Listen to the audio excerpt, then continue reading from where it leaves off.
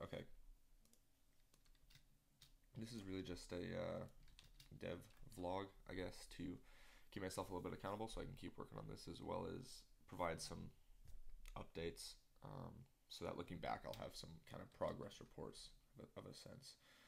This is one of the iterations of the hill that I've been looking at. I tried out a couple different sizes particularly, so we're using Gaia to help make the terrains as well as spawn in some standard game objects like these, and I can customize it really well to have whatever grass I want, whatever trees. Currently I'm using some of the defaults as well as I threw in some extra like bushes and stuff to give it some variety. But I tested out, and I started with 2048 meters, square meters for this size, and this was one of my earlier builds, so I might end up going back there to test it out a little bit further. Um, However, what I ended up finding was that it was really hard to keep to 90 FPS, which is what we have to get for VR for it to be fluent, I guess. Um, and I kept kind of moving it down in size because 2048 was also a large map, and it took about 5 minutes, I would say, to walk from one side of the island to the other.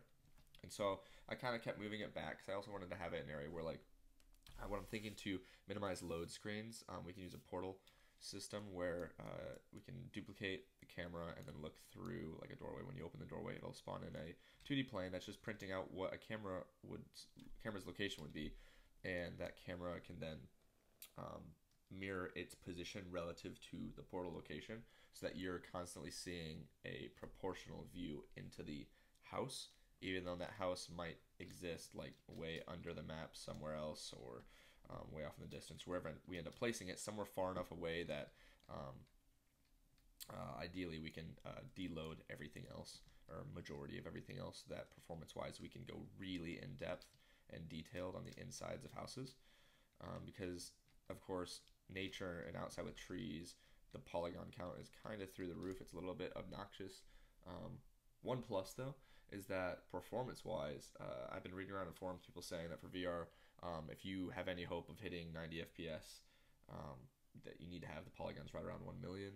And I've actually been able to get mine to push upwards of 2 million, and I'm still getting about 100 FPS. Granted, I have a little bit of a higher end PC. I have a i7 7700K, 16 gigs RAM, and a 1080.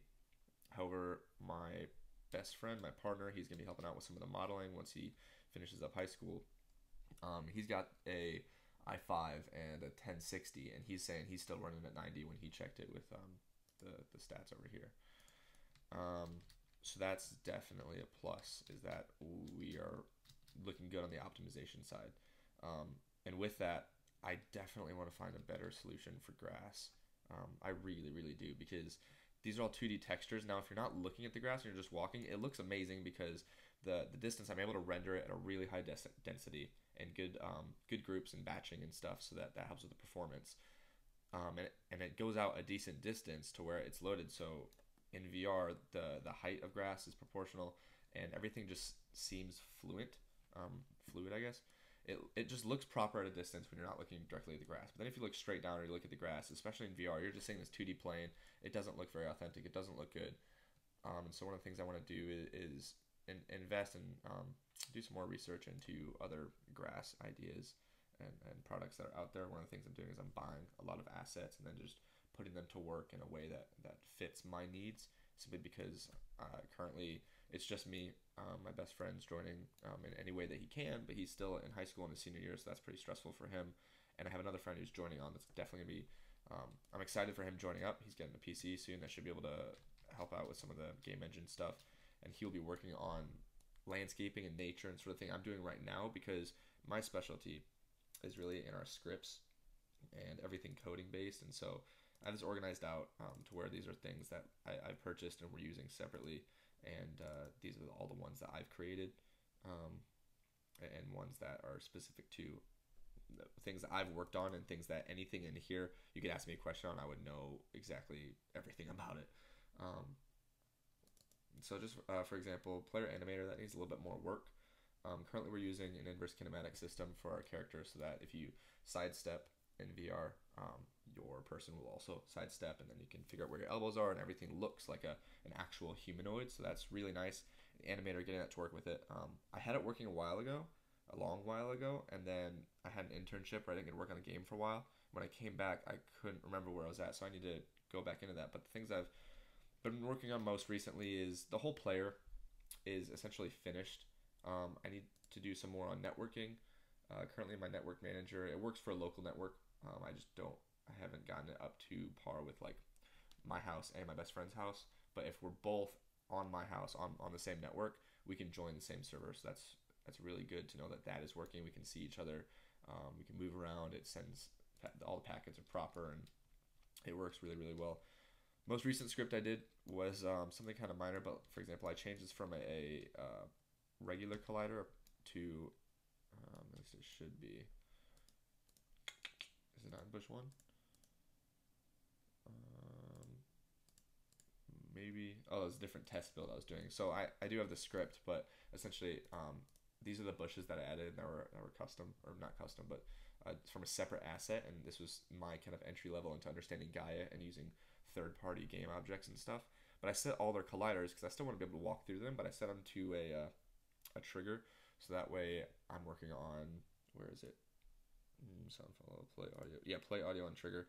So every single one of these can have a sound source attached to it, so that when you walk through it, you'll hear leaves rustling and hear proper audios.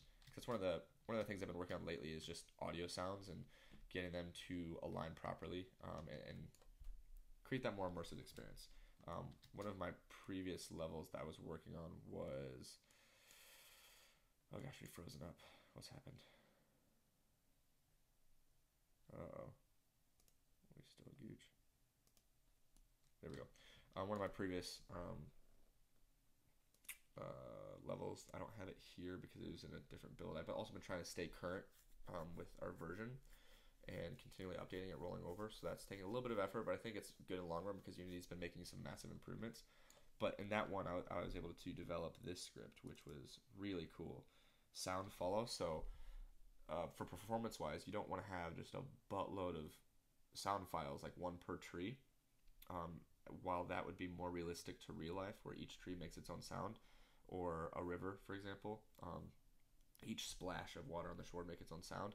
That's not not realistic for performance. And so sound follow works where you can either buy a separate asset, but that was like $50. I didn't want to spend the money, so I did it with my own waypoints, where I just hard code those waypoints. But essentially, you attach it to a game object, an empty game object, and then you hard code. You input the waypoints as a list of where you want certain points along this path. So if it's a river, maybe every 2 meters you input a new waypoint for this is another location on the river. And what the script does is it'll go through all these waypoints, it'll figure out the position of the player, and then it will pick in between these two waypoints the one that's most logical and closest to the player. So if I'm walking along a river, say there's a river going over here, there's not, but if there were, I could walk along here and it would consistently move the game object along the river proportional to where I'm walking on the ground, so that I always hear that river splashing, and it helps so much with performance. And keeping that in consideration with networking, you just have to have it be a local, have that stored on the local system, so that it doesn't have a, what is it? It doesn't have a network ID or a tag attached to it. That way, like it's not my audio source isn't moving for my friend. My friend has his own independent audio source because I can't hear things where he's located. That wouldn't make sense. Oh yeah, this is the test that I was working on. This one right here, and audio source, and I also want to have it like a variety. So I have a list of audio clips that I can throw into here, and it'll randomly pick one of those audio clips from when I walk into it. So that way you're not hearing the same thing over and over. And it's kind of the same thing with footsteps. You don't want to hear the exact same single footstep because that would just get obnoxious and redundant. Something I'm spending a lot of time right now is LODs, because as I walk close and far away, in VR, like in 2D, so in a regular video game, you don't notice things because they're very small on the screen, and if this one deloads, you're focused over here in the middle, so you don't notice something deloading over here. However, in VR, it's more like if something changed, if I'm looking directly at this screen and somebody threw a ball to my left of the screen, I would notice it in my peripherals immediately, even though in the larger scheme of things, that's very small or I'm not focused on it.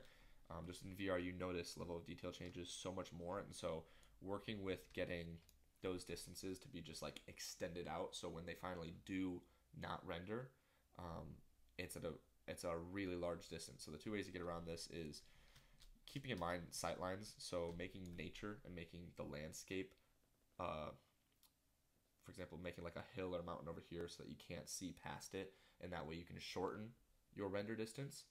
Um, and that's one way to go about it. It's the proper way to go about it is to try and organize other game objects so that they block your view from the further off game objects, and then having select areas where you can like overlook everything, so you have that spectacular view of seeing everything out in the distance.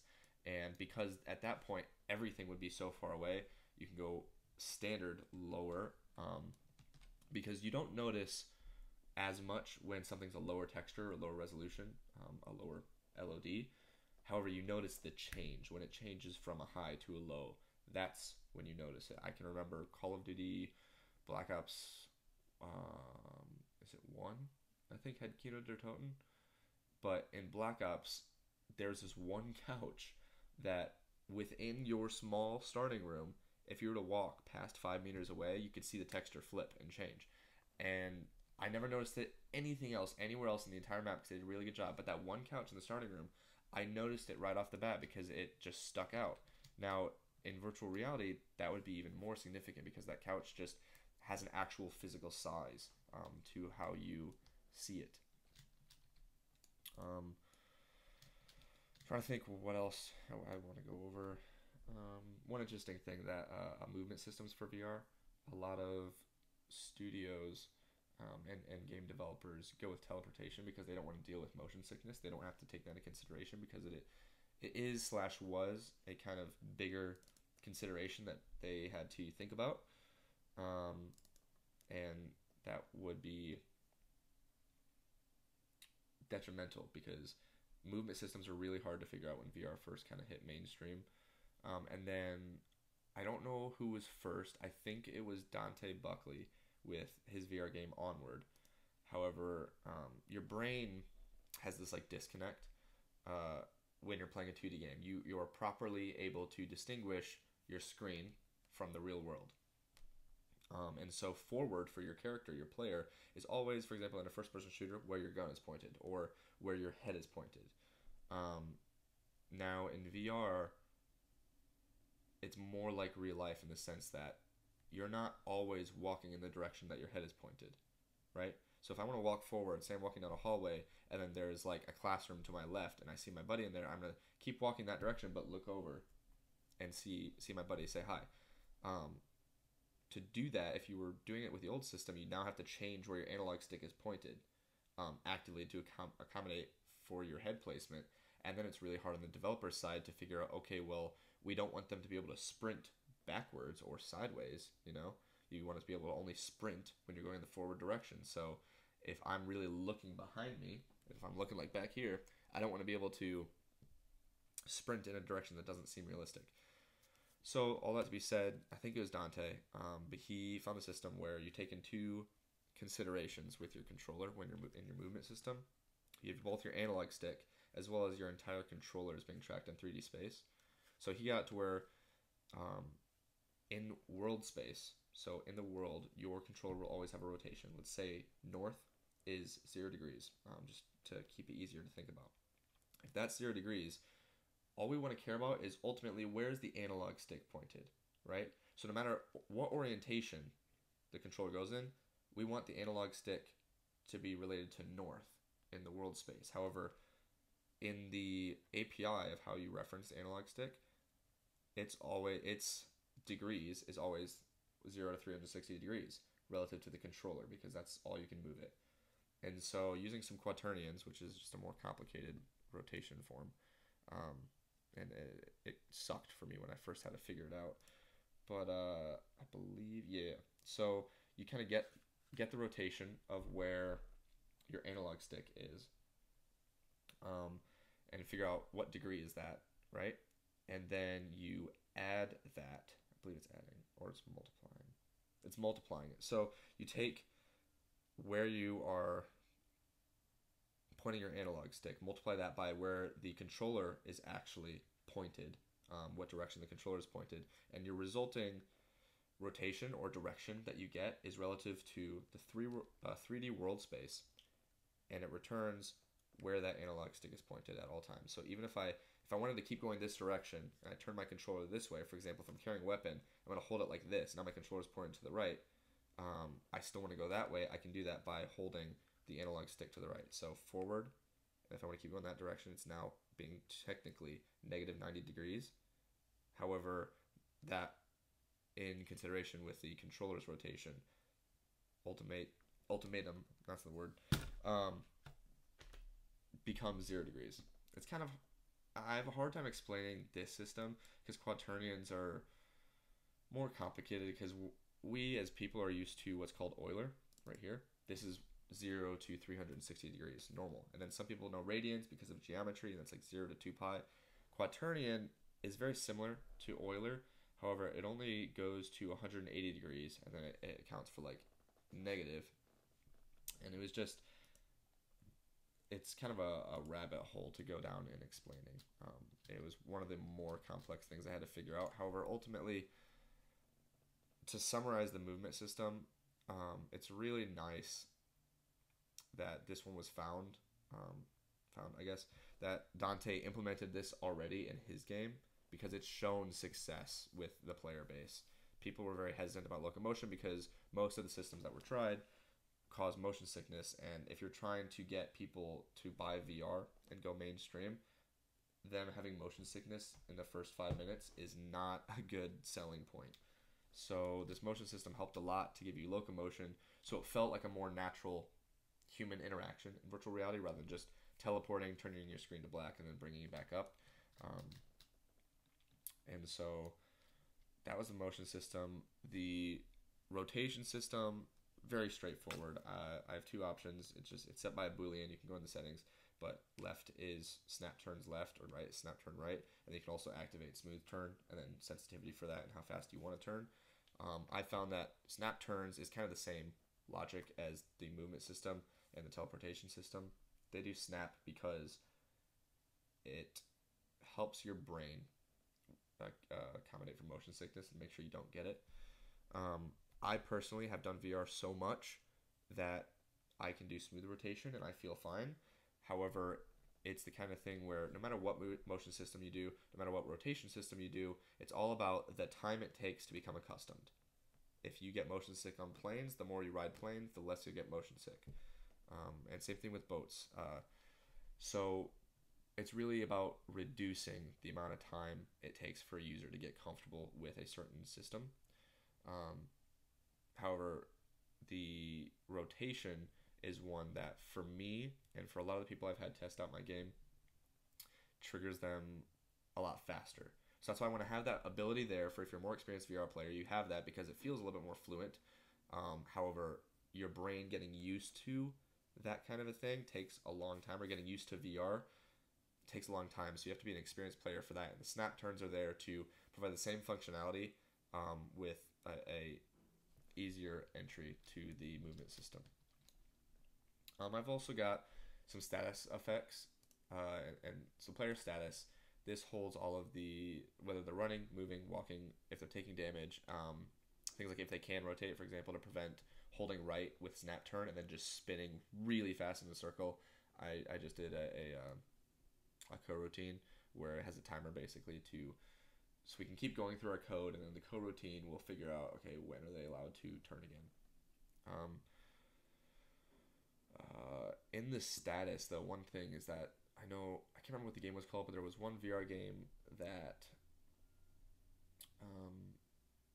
it was, you were flying like a bird through the sky, and if you sped up, one of the things they did to avoid motion sickness was causing a vignette to come in, and so you're not, I don't know what the reasoning behind was it, but I know it works, and your peripherals is one of the things that caused a lot of just disconnection from the world or the VR world, because your ears is what holds the fluid, and that's like when you get motion sick, for example. Your body, either you're seeing something move and you're not, or you are moving and you're not seeing something move. And both of these things can cause motion sickness, and it depends on the individual which one is more afflicting on them. And so what they did is they brought in that peripheral, so you're not seeing as much, because more people get motion sick from seeing movement without feeling it. For example, being in a car or a boat, versus the people that it's like if you close your eyes and you walk across the room, most people are fine with that. And so doing that kind of made it so they could still see where they were going. However, it was closer to having your eyes closed. So I didn't want to go that extreme, but I figured my method of doing it is I have a light vignette so that it's tied to your stamina. As you're running, as you're moving, it brings in that vignette.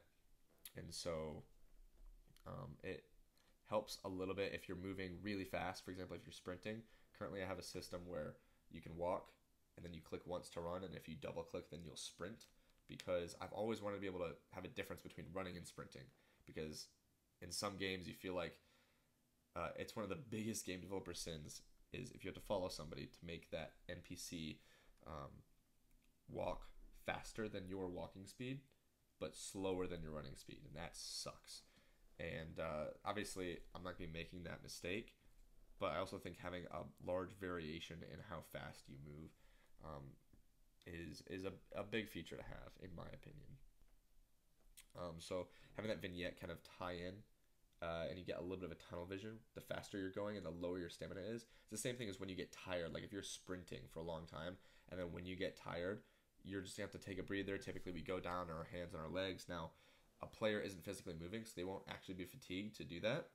However, having the vignette kind of creates this atmosphere in the player of creates the distraction that exhaustion would cause. For example, if you're sprinting, if you're in the middle of a battlefield and you sprint over to another spot and then you're tired or you're exhausted, you have to sit down, take a breather. You're gonna be distracted from everything else that's going on for a second.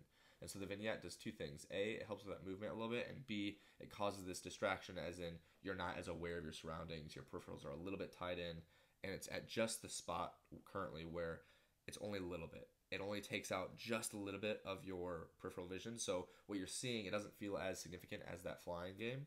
However, it's enough to where you know, and you can use that as a gauge to your stamina. Currently, I have a circle and a number on the palm or on the back of your hand that'll tell you what your actual stamina is. However, you don't want to sprint staring at your hand. It doesn't make sense. It doesn't feel intuitive. And so the vignette kind of gives this sense. It's the same thing as when you get shot in a video game and the screen goes red. It tells you that you've been shot rather than just hearing it. Player collider just makes sure that we don't run into stuff. It took me a little bit to figure out getting the player collider to move like when I sidestep, for example, because it was previously only placing that collider at the center of my play area. But if I was over at the edge of my play area, like on this side of the room, it wouldn't distinguish that. And so my body, my camera of what's being displayed in my head, I could walk through houses and stuff, however I'd get stopped because the collider is on the other side of the room, and that just ran into the side of the house. And so that took a little bit, but finally got it to where now it's proper. It was really just like very small. It was just finding the right game object inside my player. This is my player.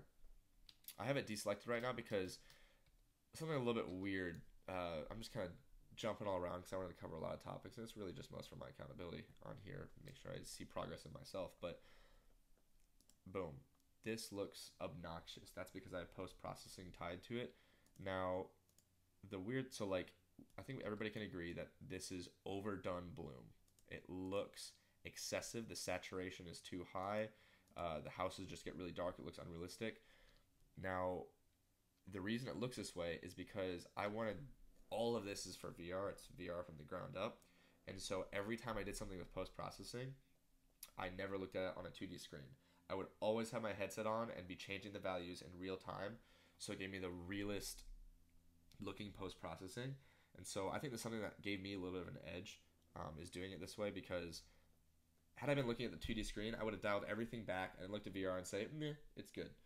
But going VR headset first and then changing it without looking at the 2D screen, because right here on the 2D screen looks so obnoxious, but inside the VR headset it really makes it look a lot more realistic than any of these dialed down. So all that to be said, 2D screen, it looks real obnoxious. Inside the headset, it looks much more truer to life than without the post processing, and much more true to life than a lighter version of post processing. With that, if I can find it, close that, close that. There is one thing in the post processing that I really, really want to work with, and oh my gosh, it's going slow. I want to get eye adaptation. There's been some debate in the VR community as to whether or not we should add that, and add eye adaptation, which is what that is. Essentially, if you don't know, it's like if you go from a really dark room, say you've been gaming for a long time, and then you game all night, do an all nighter, I don't know, and then you finally go outside, and the sun hurts your eyes. It's just like everything is so bright, it's so glaring. That's an extreme version of what eye adaptation is. It's how our pupils expand and shrink to accommodate for different levels of light. So it's like if you're going from inside to outside, things like that, your eyes will have that time to adjust. And that post-processing effect adds a lot of realism, in my opinion. The default settings that Unity provides is very, very, very subtle. However, I can notice it and notice how it operates. And currently, I think it looks really good in VR. I think it adds a lot, but I think it needs to be dialed up. And to dial it up, I need to increase my knowledge in this area because I don't have a whole lot of adaptation. It's a little bit complicated to get used to. I think I'm just gonna run through my player real fast, and I'll call it good for the video. One quick note about the nature I just want to cover. This is kind of an aside. However, I do have wind tied to all these trees. These are just speed trees. They're the free speed trees, and then the free grass, and then free bushes. As much as I can get free, I can. That being said, I have invested about $400 to $500 into different various assets, and then another $500 or so into hardware for my PC. I mean, if you include my VR headset, even though I bought that before doing this, so probably closer to $700 if you include my Oculus, closer to like $700. But with player, so camera rig, this is pretty simple. To create the player, I started out by just importing the basics. So with Unity, they have a really good Oculus asset, and they have really good OpenVR asset. Same thing with Steam. I just don't have a Vive yet. I would love a Vive. Because I do have, the goal for this is to be cross-platform. I just don't have the funds to buy it right now. And I started with just importing Oculus's utilities. I started with their avatar. And then I knew that I was like, okay, I want to have elbows. I want to have a full body frame, because one of my favorite experiences in VR, I was playing Echo Arena. It's a free game, but you have a full body and you're kind of in zero gravity. Was when I first joined up, I was kind of mind blown. In this app is just what I was doing. I was kind of flying around in zero gravity. I loved it. And then another guy came over. And the community VR is great. That's an aside. But he came up and he kind of grabbed onto me. He looked at me. And I looked at him and I was like, sup? And his response was, what's up? But the head bob, seeing that body language, was something that I've never experienced in VR, tied to a spontaneous reaction. You know, you can see that in cutscenes, you can see that in like animations that they put in games and stuff like that. But as far as it being in real time and being spontaneous, as like a genuine response to something I did because he is another human being, that body language blew me away. And so I knew I had to have that. I knew I had to have the full body experience. So I bought Virtual Reality Inverse Kinematics, VR IK. It comes inside a package called Final IK. And so they do inverse kinematics for everything. 2D, VR, all of the above. And all inverse kinematics is, all it is, to sum it down really small, generic, it's to figure out like how a natural body works. For example, in VR, it's if my hand, I have 3 points of contact, my headset and 2 hands. It figures out where should the elbow be. Is it going to be like over here? No, that's not realistic. It's going to be like over here, probably like a 45-degree angle. And so I have that tied. This is just the default skin, a dummy. This is where my best friend Matt is going to be coming in and helping out. He is going to be modeling some more skins for me, and ideally we want to have some customization in here because this is going to be a social platform. So I started out with the Oculus, the very basic, just to make sure I could see the world in VR, and then I stripped away some of the aesthetics or the gimmicky, like not gimmicky, but the appearance things, like your avatar. I think there's a place for it. Like prior to player creation or customization, you're gonna have that Oculus avatar or the Steam avatar, depending on what platform you're on. And then you will be able to make your own player, and that will be your new player with a full body rather than just a floating head. The dummy, this is just the textures and the models and everything for the actual dummy. And health indicator, this is over the head. This needs a little bit more work as far as in networking, because right now it's always just right above in the y-axis of your body's location, and it doesn't render for me. For example, if I look up, I won't see my own. I made sure to do that because that was just weird. However, I want it to fade away if you're not looking directly at it, or if they're not currently taking damage, and it needs a complete overhaul. This is just like a circle and a number. But I have the code to where that does go down, as currently it's tied to my stamina because I don't have a whole lot of things that lower your health, and it's easier to see that change with stamina because I can just sprint rather than causing damage. And all the only difference is they're essentially the same system. It's just health only gets lowered when a certain function gets called, whereas stamina is always lowered when you're moving. And so this just has the text that I can change, and I have references to those. The actual bar, this is the circle. And that's just kind of organized out. So this is the real heart of the player. Track and space, this all came from Oculus, from my current setup. Local avatar, this is quite literally the Oculus portion. The base is what I had to tie my collider to, as far as to get the location. I do have the controllers rendered just because I think it's helpful sometimes to make sure if things are working. Some interaction colliders so I can grab things. Currently, I can grab quite a few things on this map and pick them up and throw them. And I have colliders attached to those because I want things to feel intuitive, to be realistic. One of the things that Onwards falls short in, and they just hired a guy. I know that's going to help out with this, but other than your inventory, so you spawn in with like a weapon and some mags and some grenades and stuff like that, or maybe a night vision. Other than the things attached to your person, nothing on the map is interactable. If you're doing operations, the only thing that's interactable is there's these ammo boxes that you can open and take mags from. But you can't pick up rocks, you can't pick up like soda cans on the ground. You can't do any of that, and I know they hired a guy that he's going to be working on that, so I'm looking forward to that in the future.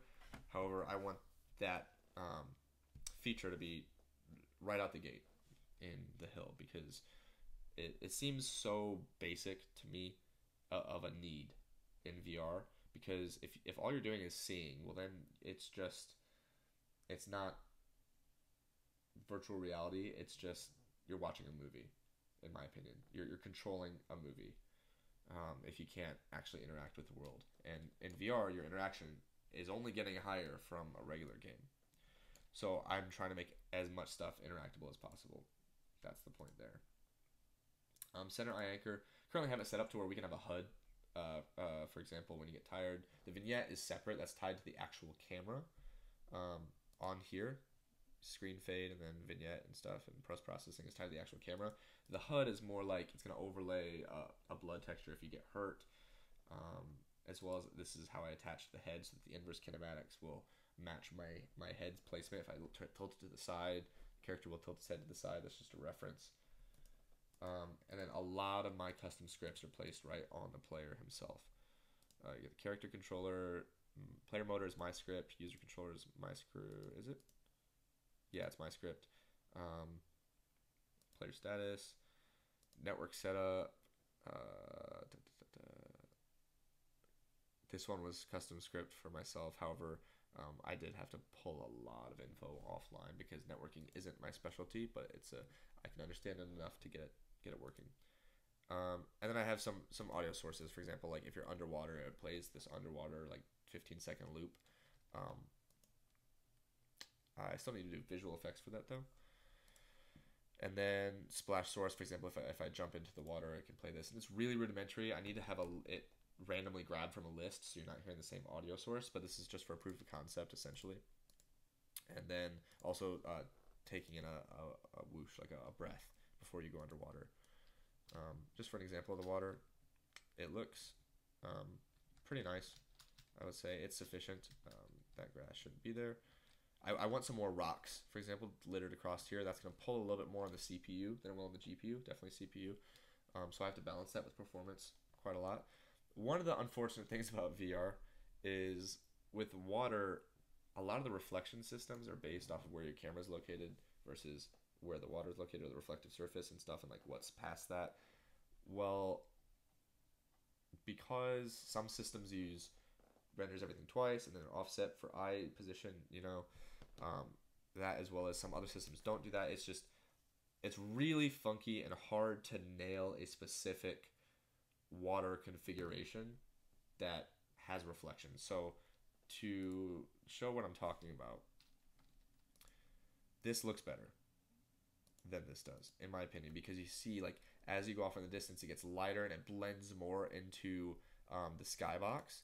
So this looks a little bit like harsh cutoff, kind of.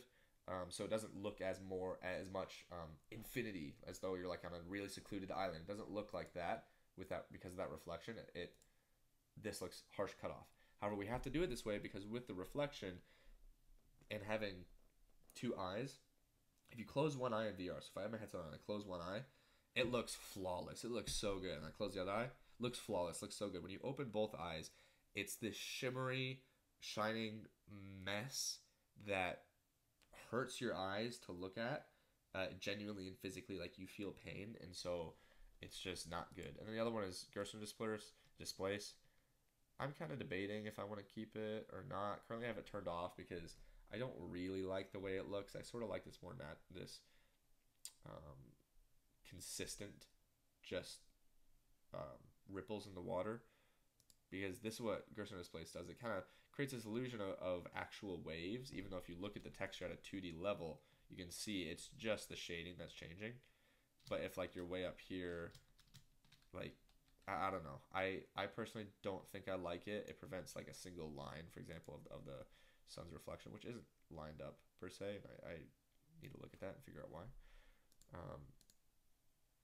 But yeah, specular lighting, we're able to keep that, even though it doesn't have too much of an effect.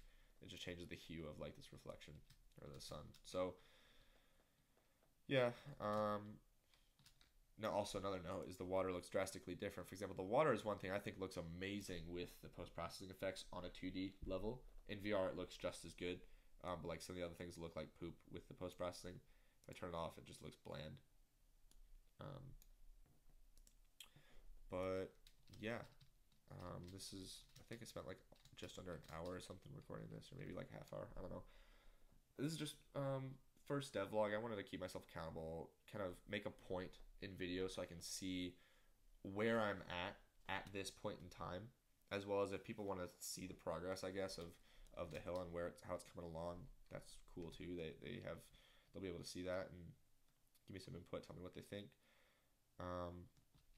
I guess the only last note before I go is reference back to the portal that I was talking about. That is what I'm currently working on.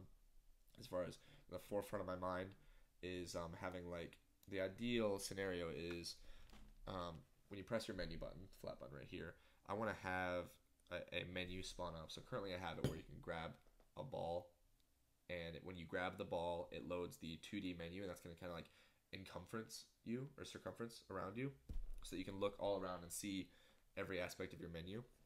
And then when you let go of that ball, the 2D images will despawn, and the ball itself is kind of just it doesn't follow gravity, it just floats around.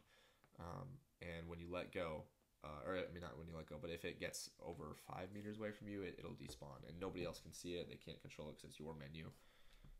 But I want to have the option when you open the menu to configure, like, hey, I want to go fast travel to my apartment, or fast travel to a third-party developed game.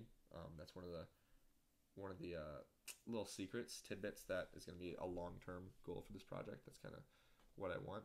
Don't want to go too much in depth on that, but if I want to join another game, for example, Onward from the hill, then I would go to my apartment and then go to Onward. But to do that, what door am I going to go through? So I want it to spawn in from bottom to top animation where a door just kind of glimmers into existence, and it's only visible to me or people that are in my social party. For example, my friends, if I invite them to my party, they can see it too. And then it'll do that portal system of mirroring your camera in a separate location on the map. So that way you have this seamless feel. You don't feel like you have this loading screen, because in VR loading screens suck. That's one of the main focuses I'm doing right now. So currently have it to where I can grab the menu, kind of select I want to go to my apartment, for example, and it'll spawn in the door. And I'm working on the animation for getting that door, when I grab the door handle, to open up. And once I have it to where the door can open up, well, then I go to the portal system.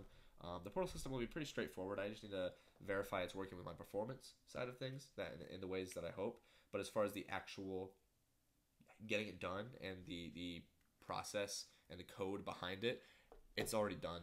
Brackeys did a very, very good video on this, and it looks really cool. That's kind of the concept I want to go for. But yeah, that's what I'm currently working on. That's kind of where the hill is at. Cool beans. I don't have a whole lot else to say. Toodaloo.